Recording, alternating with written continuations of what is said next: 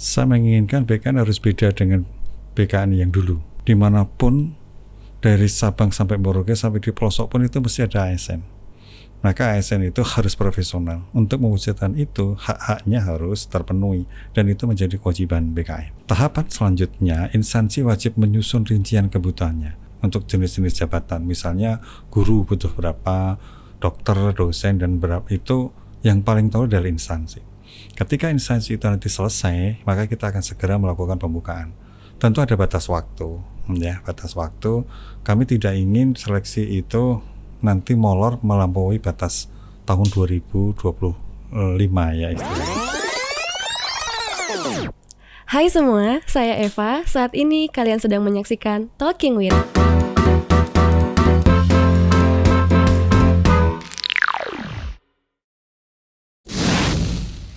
Telah hadir bersama kita seseorang yang sungguh luar biasa.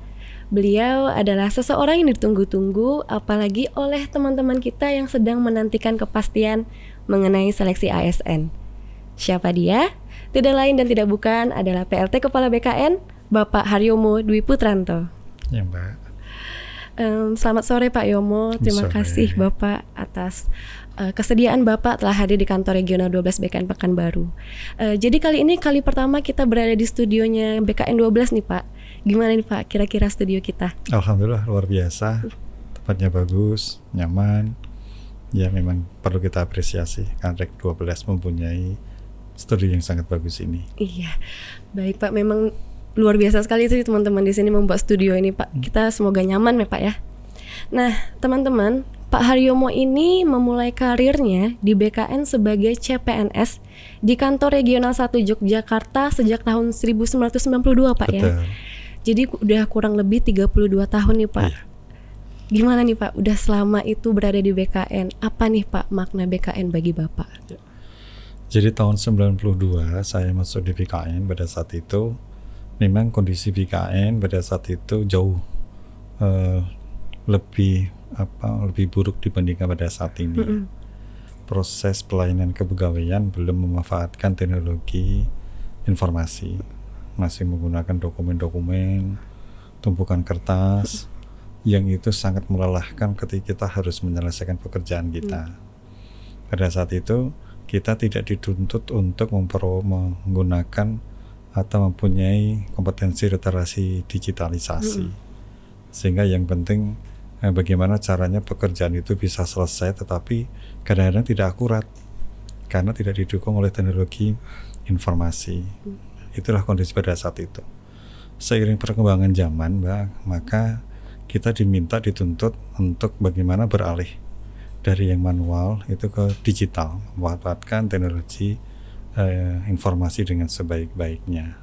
Nah, tentu kami pada saat itu juga mulai harus bisa menyesuaikan diri.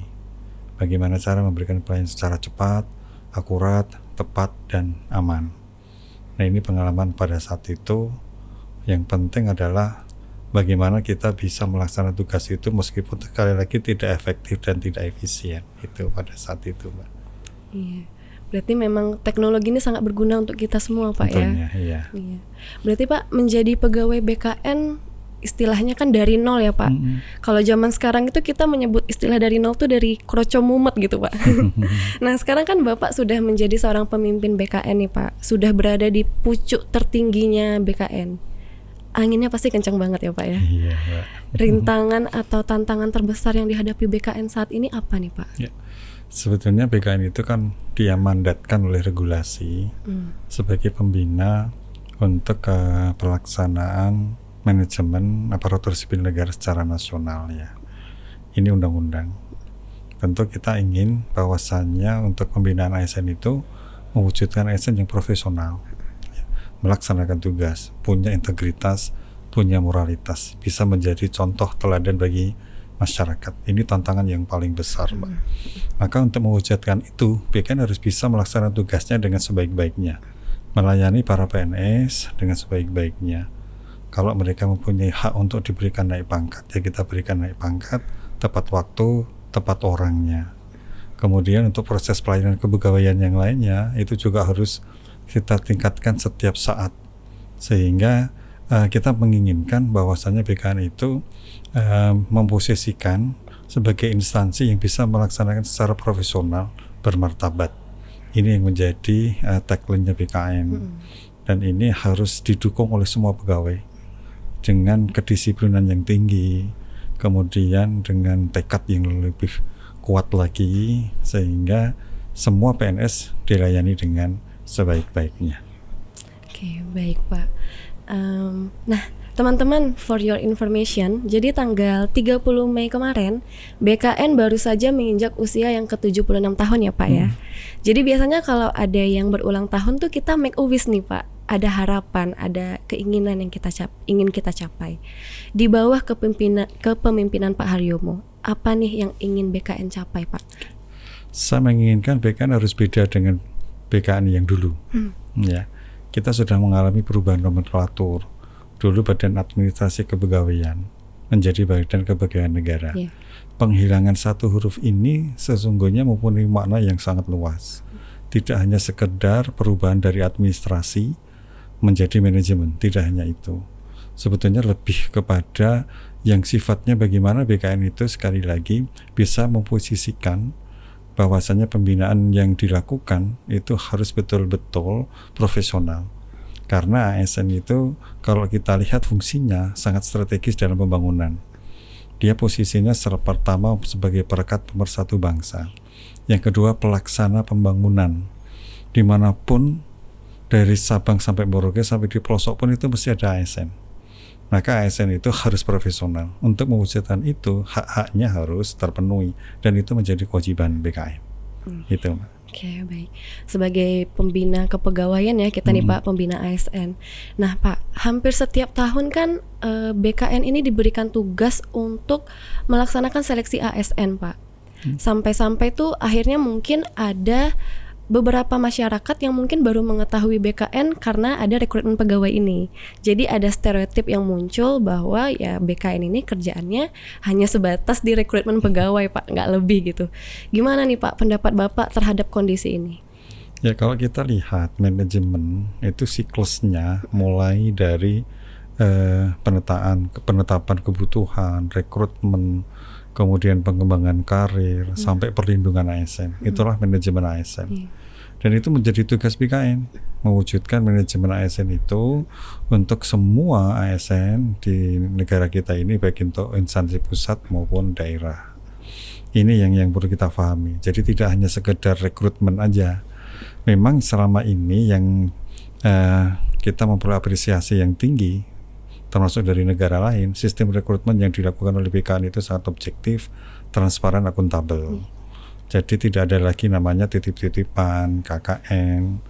Semua yang memenuhi syarat, yang mempunyai kompetensi, kualifikasi, itu memang diangkat menjadi aparatur sipil negara. Maka tesnya harus menggunakan sistem, manfaatkan teknologi informasi. Nggak lagi ada manual-manualan. Semuanya harus dikontrol by system. Yang bisa menentukan seseorang itu memenuhi syarat lulus atau tidak adalah sistem. Itu yang kita bangun sampai saat ini. Nah, karena menyinggung tentang sistem nih Pak, kan kita sekarang udah masuk ke dalam rangkaian penerimaan ASN ya Pak ya, udah mulai nih Sekdin kemarin. Sejauh apa sih Pak kesiapan BKN untuk menghelat seleksi CSN tahun ini? Ya, sekolah kedinasan itu memang bukan pertama kali ya kita lakukan. Sudah kita lakukan. Ada tahapan seleksi dalam tahun ini. Pertama sekolah kedinasan, yang kedua untuk CPNS, dan yang ketiga untuk pegawai pemerintah dengan perjanjian kerja.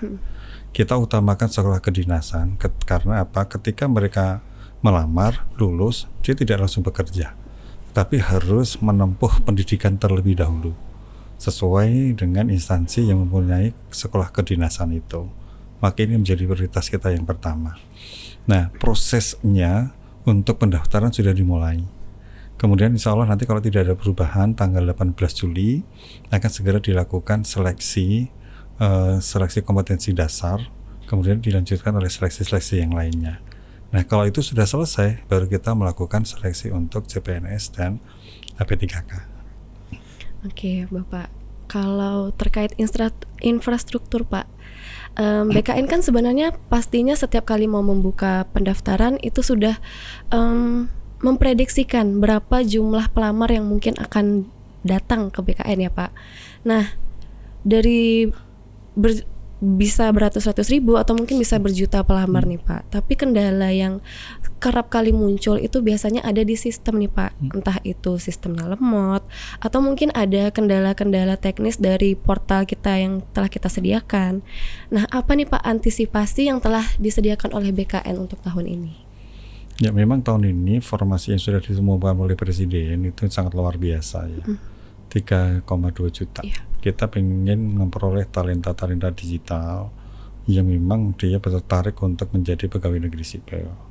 Nah, kita prediksi tentu pelamarnya juga akan lebih banyak.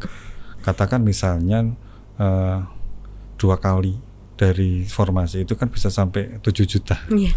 Ya, ini menjadi PR kita bersama. Ada beberapa strategi yang kita lakukan.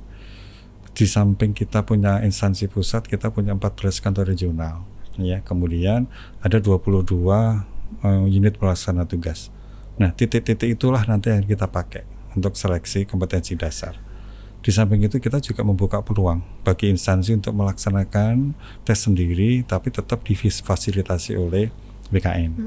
Ya, harapannya tahun ini sudah selesai semua seleksi, Mbak. Nah, masalah untuk sistem, kami selalu berupaya untuk melakukan perbaikan dan pengembangan, terutama untuk keamanan, ya, keamanan data, kemudian keamanan bagaimana supaya itu tidak bisa ada hacker yang masuk dan sebagainya.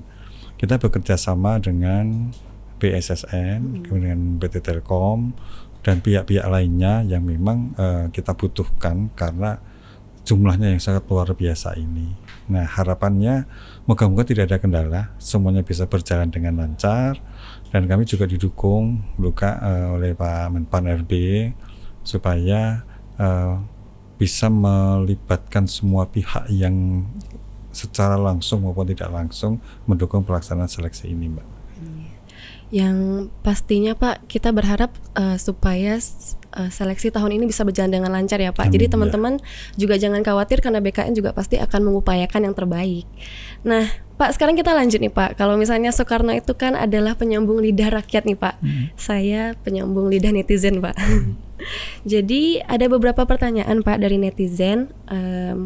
Yang pertama itu ada pada sampai saat ini kan Pak telah ada beberapa instansi yang sudah menyerahkan formasinya Pak. Terakhir ada Kemenak ya Pak yang sudah menyampaikan formasi. Nah, boleh dong Pak di-spill kira-kira kapan nih Pak pembukaan CPNS dan P3K-nya akan dimulai?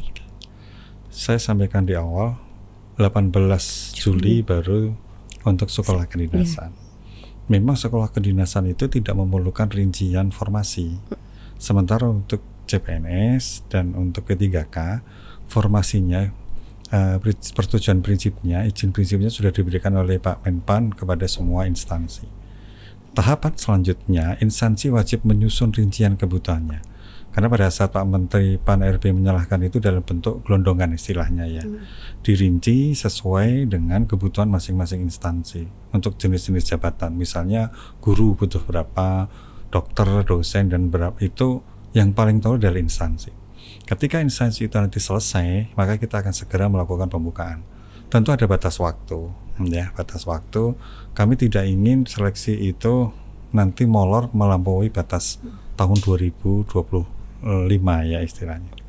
Maka kami sering mengingatkan kembali melalui kantor regional khususnya di daerah, segera selesai melakukan rincian untuk formasi. Setelah itu baru ditetapkan oleh Pak Menpan RB, baru kita melakukan seleksi. Jadi dengan rentang waktu itu teman-teman boleh nih mulai mempersiapkan dirinya. Oke. Nah untuk pertanyaan selanjutnya Pak, ditemui kesenjangan pendapatan nih Pak yang diterima antara PNS dan P3K. Padahal instansinya sama nih Pak. Ini dari netizen gitu Pak. Nah apa nih pendapat Bapak terkait kondisi tersebut? Jadi P3K itu sebetulnya jabatan-jabatan yang hanya boleh diisi oleh JPT, jabatan pimpinan tinggi utama, madya dan fungsional. Di luar itu nggak boleh. Ya selama ini yang melalui mekanisme seleksi atau penerimaan calon aparatur sipil negara itu kan yang untuk fungsional. Sementara kalau yang untuk pimpinan tinggi eselon 1 itu melalui seleksi terbuka. Nah, yang pasti begini, perubahan paradigma undang-undang yang baru 20 tahun 2023 itu tidak akan ada lagi dikotomi antara PNS dan P3K, sehingga semuanya sama, ya. Itulah perintah undang-undang. Karir sama, kesejahteraan sama, perlindungannya sama. Sekarang kita baru nyusun peraturan pemerintah tentang manajemen aparatur sipil negara, dan itu berlaku untuk PNS maupun P3K, sehingga nggak ada lagi lah perbedaan penghasilan, perbedaan karir dan sebagainya. Sehingga kita berharap nanti apapun posisinya, apakah dia sebagai P3K atau PNS, itu adalah aparatur sipil negara yang mempunyai kontribusi untuk pelaksanaan pembangunan dan pemerintahan Indonesia. Oke, baik. Kira-kira ada nggak Pak gambaran yang bisa disampaikan terkait seleksi pegawai untuk tahun depan, Pak? Ya, jadi tahun depan itu tetap kita prioritaskan kepada tenaga pendidikan dan kesehatan, ya, karena memang itu masih diperlukan di semua instansi baik pusat maupun daerah. Tentu di luar dua tenaga pendidikan dan kesehatan, kita bisa membuka formasi untuk jabatan yang lain, terutama untuk talenta digital. Yaitu yang menjadi prioritas utama pemerintah. Jabatan-jabatan yang memerlukan talenta digital itu jadi prioritas kita. Maka kita mengurangi dan mungkin juga menyediakan formasi untuk administrasi. Ya, nanti kan akan diganti dengan teknologi informasi. Semua kalau sudah digitalisasi itu yang sifatnya administrasi kita kurangi. Ya, kita lebih kepada jabatan fungsional yang khususnya untuk talenta digital. Oke, kalau misalnya terkait dengan apa yang udah beredar nih Pak, kalau misalnya akan ada penerimaan sebanyak 4 kali dalam 1 tahun, atau mungkin akan seperti tes TOEFL gitu ya Pak, katanya pakai sertifikat, itu bagaimana tuh Pak kira-kira? Ya, sebetulnya itu sudah menjadi ide lama. Ide lama ketika dulu untuk pelaksanaan seleksi itu kan memerlukan waktu yang lama. Ya, dari proses seleksi administrasi, kompetensi dasar, kompetensi bidang itu lama banget. Lamanya di mana? Terutama untuk seleksi kompetensi dasar dan bidangnya. Kita punya keinginan, udahlah untuk seleksi kompetensi dasar tidak harus dilakukan pada saat yang bersamaan. Boleh dilakukan sendiri-sendiri. Nah, sambil menunggu itu, kita sudah membuat terobosan, apa yang disebut dengan sertifikasi untuk para pelamar yang sudah mengikuti seleksi kompetensi dasar. Ketika kemarin dia mengikuti seleksi kompetensi dasar, kemudian dia lolos, kemudian ikut seleksi kompetensi bidang, tapi tidak lolos dan tidak bisa diangkat menjadi CPNS atau P3K, untuk tahun kedepannya dia tidak perlu harus lagi ikut seleksi kompetensi dasar, bisa menggunakan sertifikat yang dia miliki. Ini untuk memangkas proses bisnis supaya lebih cepat dan memerlukan waktu yang tidak terlalu lama. Ini yang akan kita lakukan. Oke, berarti bisa di-download di CAT itu ya Pak ya? Pada waktu melamar bisa. Oke. Nah, terakhir nih Pak, untuk menutup perbincangan kita kali ini, apa nih pesan Bapak untuk teman-teman yang sedang mencari kerja, baik itu yang mau kerja di dunia pemerintahan ataupun yang tidak mau di dunia pemerintahan? Ya, karir itu kan pilihan. Ya. Semua orang harus merencanakan pengembangan karir. Apakah dia ingin menjadi PNS, aparatur, atau menjadi pegawai swasta. Itu pilihan karir dengan pertimbangan masing-masing. Nah, saya ingin pesan kepada mereka yang ingin berkarir menjadi PNS atau P3K, percayakan bahwasanya seleksi itu dilakukan secara objektif, transparan, akuntabel. Jangan percaya dengan iming-iming janji-janji yang bisa memasukkan menjadi pegawai negeri sipil, apalagi kalau itu ya dengan menggunakan uang dan sebagainya, bahwa itu bohong. Ya, itu tidak akan bisa dilakukan karena apa? Semuanya by system. Semuanya itu memang sudah didesain agar objektif, transparan, akuntabel. Percaya pada diri sendiri. Persiapkan dengan baik.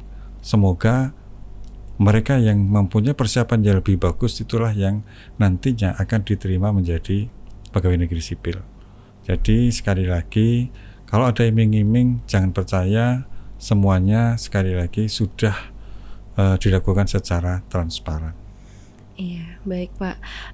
Karena saya juga produknya CAT ya Pak, Ya. di CAT BKN, saya mau ngasih pesan juga untuk teman-teman Silakan. yang mau mengikuti seleksi ASN. Tentunya jangan lupa untuk selalu pantau media resminya BKN dan juga media resminya dari instansi yang teman-teman lamar. Karena informasi-informasi yang disampaikan di sana adalah informasi-informasi yang valid. Yang pasti tadi seperti kata Pak Yomo, jangan sampai percaya dengan iming-iming bisa lulus dengan uang lah, dengan hal-hal seperti itu. Nah, Bapak, ternyata sudah berakhir nih pembicaraan kita hari ini Pak. Terima kasih banyak Sama-sama, Pak Mbak. atas waktunya. Semoga obrolan kita tadi bisa memberikan jawaban atas rasa penasaran teman-teman nih Pak. Nah, kalau begitu saya Eva pamit undur diri bersama dengan Pak Yomo. Sampai jumpa, kita bertemu lagi di Talking with episode berikutnya. Bye-bye.